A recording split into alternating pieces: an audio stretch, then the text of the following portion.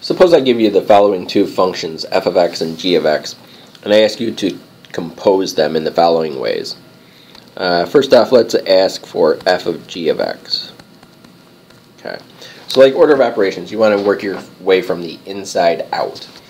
So let's replace g of x with what it's equal to. So that's going to be f of 5 minus 3x. And then you want to think of the 5 minus 3x as x when you plug it in for f. So I'm plugging it there, which means it's going to replace this x here. So what this really turns out to be is 7 times the new x, 5 minus 3x, and then finish out f with minus 2. And then there'd be nothing wrong with leaving it that way, but you could clean it up, distribute the 7, and get 35 minus 21x minus 2. So this is going to be negative 21x plus 33. And that would be the composed function of f of g of x. So now suppose I asked you for g of f of x. Okay, we'll plug in f to start. So g of 7x minus 2. And then plug 7x minus 2 as the new x for g. So that is going to look like 5 minus, let me back up a sec, 5 minus 3 times your new x. And again, we could clean this up. 5 minus 21x plus 6 is going to be equal to negative 21x plus 11.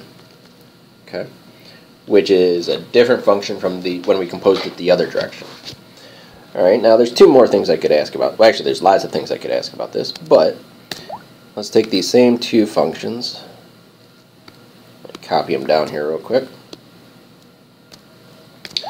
And suppose I asked you, let's label this C. Suppose I asked you for f of x. Okay, so that means take f of what f is, so 7x minus 2, and then take the 7x minus 2 and place it in place of x.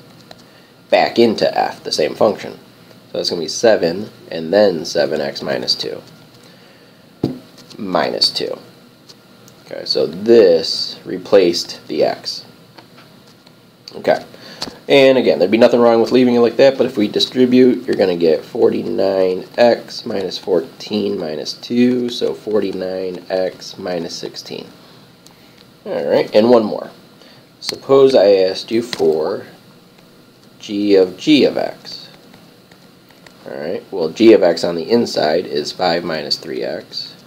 And then I'm going to take the 5 minus 3x and shove it in for x back into g.